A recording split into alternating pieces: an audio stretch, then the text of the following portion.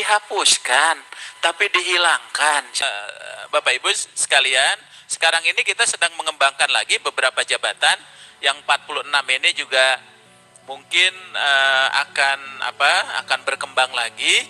Nah, termasuk nanti kami kalau sudah melihat proses pendataan itu, barangkali juga kita akan mengambil kebijakan-kebijakan apa sih yang memang tadi yang tidak terpenuhi secara kualifikasi. Ya, secara kualifikasi. Termasuk ada yang di Papua kemarin kita coba juga berikan ruang untuk diangkat ya ke dalam jabatan pelaksana dan sebagainya. Nah, kenapa ini kita harus batasi? Karena memang ada beberapa jabatan yang memang dia itu tidak bisa diisi oleh non PNS atau yang berstatus sebagai P3K. Ya. Tapi juga pengisian itu akan juga tergantung kepada institusinya. Ya, misalnya di bidang intelijen, agen itu tidak boleh P3K. Tapi kalau ada arsiparis itu masuk ke dalam yang bisa diisi oleh P3K. Ketika arsiparisnya bekerja di BIN, di Badan Intelijen Negara, maka dia harusnya memakai bukan lagi P3K, harus arsiparis yang PNS. Karena kenapa? Di sana potensi rahasia negara tuh banyak. Gitu ya. Jadi dilihat juga dari aspek institusinya. Ya, jadi arsiparis itu dibuka, tapi ketika dia tugasnya di BIN, di Badan Intelijen Negara, harusnya bukan P3K, harusnya kita ambil yang status sebagai pegawai negeri sipil misalnya, karena dia sudah lebih terikat gitu dari aspek regulasi dan sebagainya. Ya, terus lanjut. Kemudian Bapak Ibu teman-teman sekalian, di dalam proses pengadaannya pun begitu. Ya, proses pengadaannya pun begitu. Jadi proses yang untuk Bapak Ibu mengusulkan untuk P3K dan sebagainya, itu pun prosesnya juga sudah kita atur. Cuma ya, bagi teman-teman yang lulus P3K itu dihitungnya tidak dihitung masa kerja golongan yang bersangkutan. Ya. Kalau P3K itu tidak menghitung ke belakang, tapi menghitung ke depan, kan gitu ya. Jadi MKG-nya itu dihitung ke depan, bukan dihitung ke belakang. Jadi Bapak Ibu sekalian, kalau ada yang tuntutan dia ingin menghitung, kalau kita lihat dari mulai Undang-Undang 5 sampai Permenpannya itu tidak bicara tentang menghitung masa kerja P3. Itu dihitung ke depan.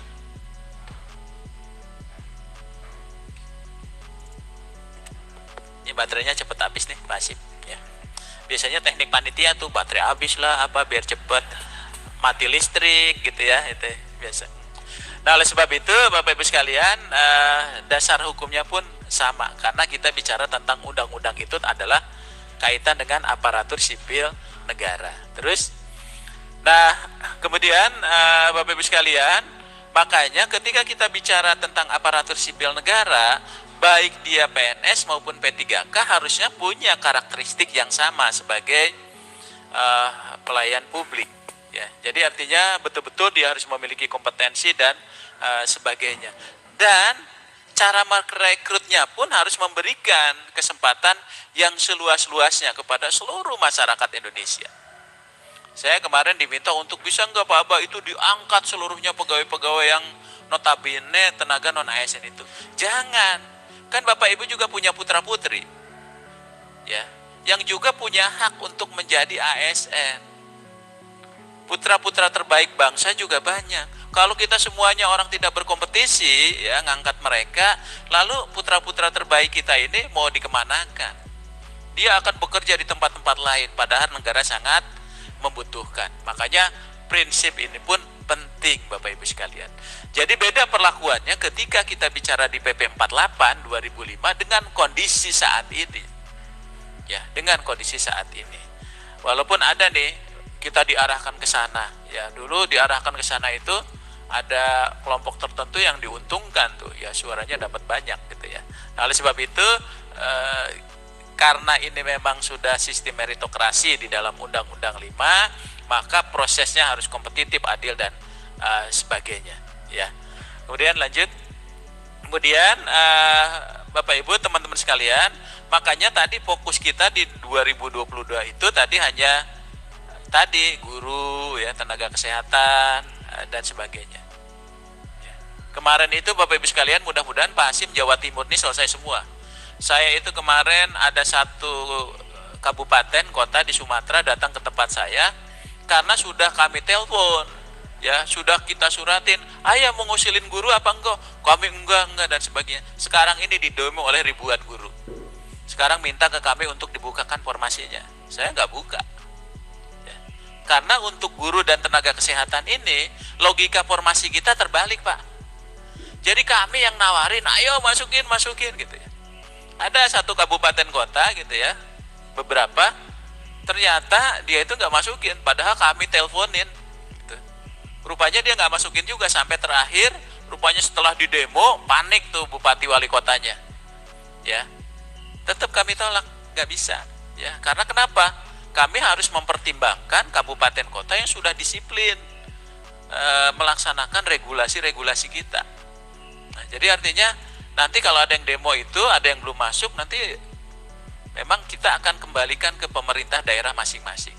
Ya, karena memang yang ini betul-betul kita buka, gitu ya, kita buka. Terus lanjut.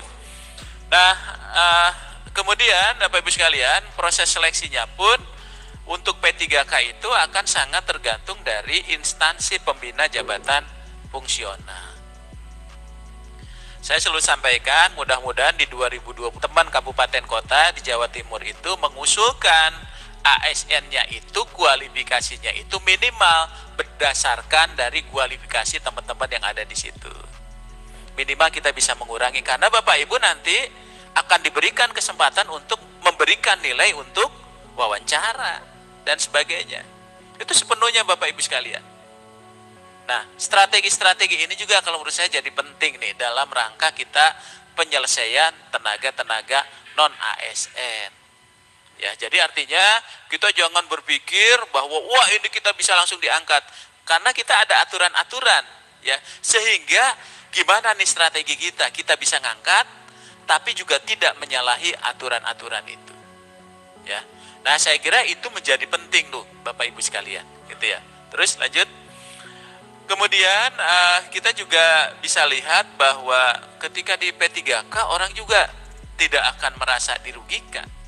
Karena kita jangan lagi mendiskriminasi gitu ya antara PNS dan P3K. Ya, filosofi munculnya itu adalah yang membedakan PNS dan P3K. P3K itu dalam jangka waktu tertentu, tapi bukan berarti dalam jangka waktu tertentu itu setahun dia berhenti. Enggak. Mau 10 tahun, 20 tahun, 30 tahun kan boleh. Ya.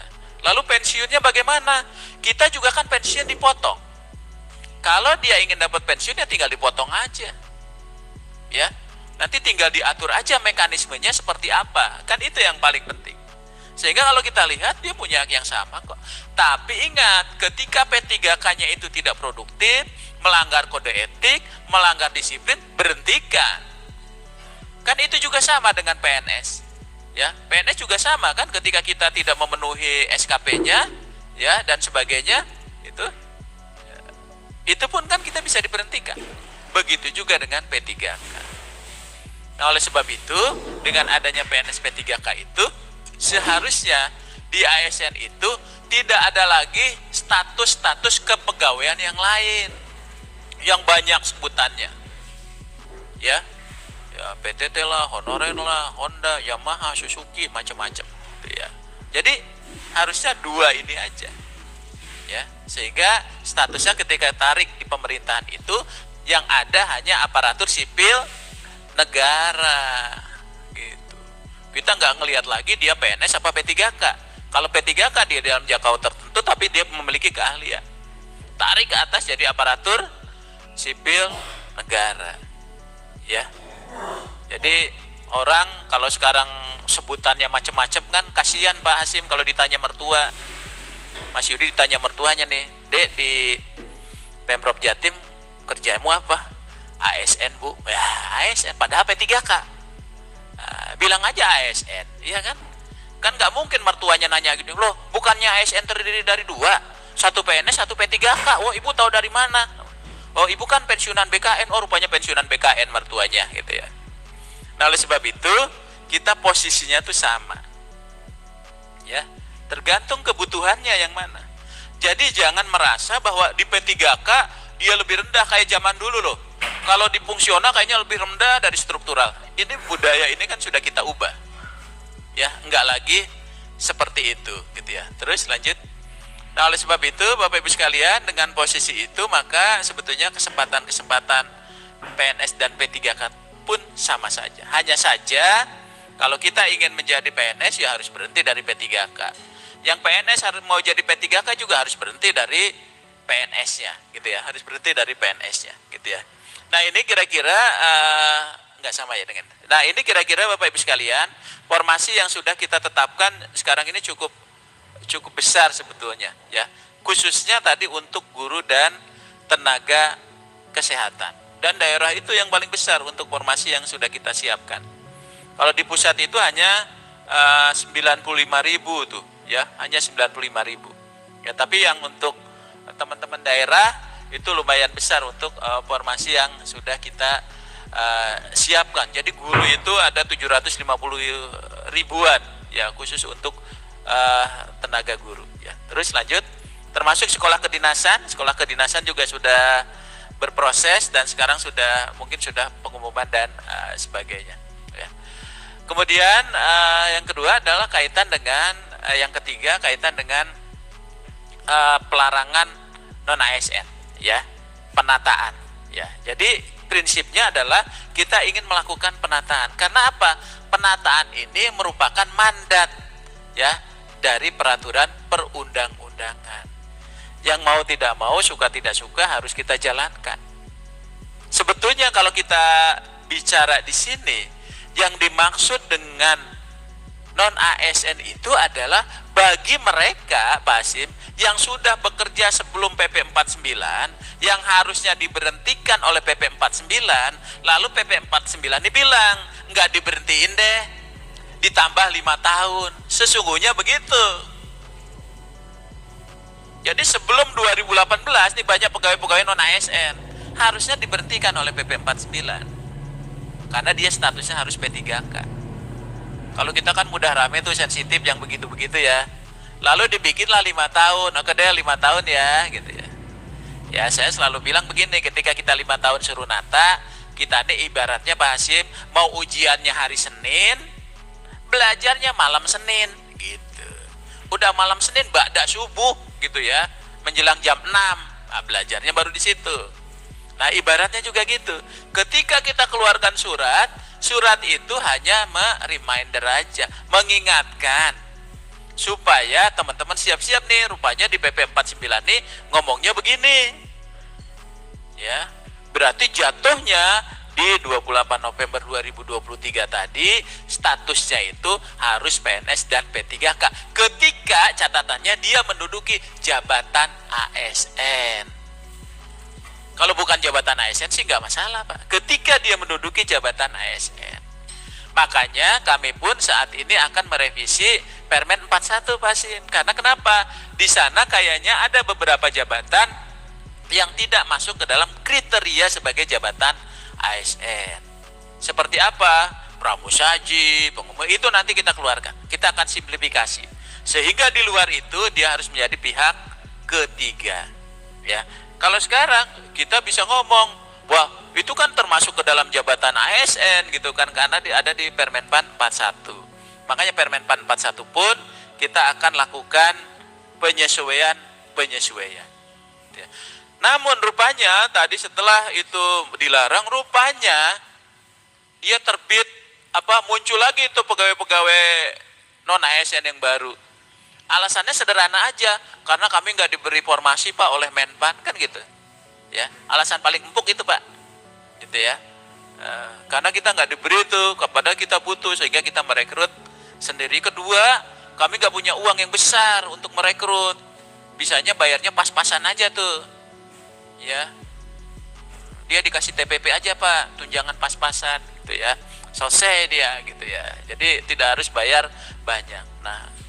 Nah inilah tadinya asal-muasalnya sehingga dia bertambah terus. Penghitungan sementara ketika kami rakor dengan Kemendagri itu baru 1,3 Pak. 1,3 juta. Ya.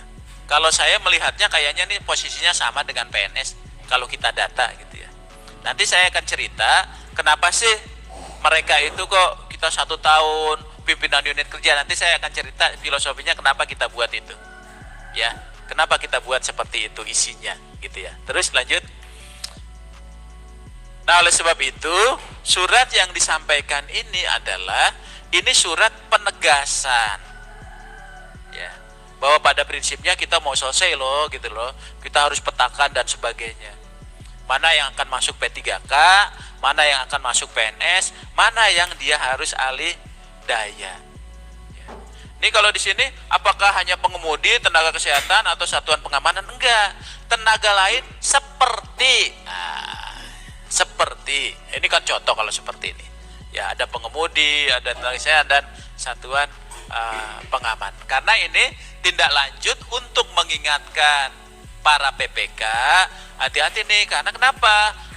Aturannya sudah bilang begitu, berarti kalau dia di luar PNS dan P3K dia nggak boleh lagi dibayar. Kalau dia masih dibayar, Bapak Ibu akan nanggung, itu menjadi temuan. Nah, itu sebetulnya yang harus diantisipasi ya, itu yang harus diantisipasi. Terus lanjut. Nah, dengan demikian maka proses ini di 6 begitu muncul ini akan menjadi objek temuan, kami konsultasikan dengan BPK, wah mulai rame nih itulah ya, mulai berdatangan ya.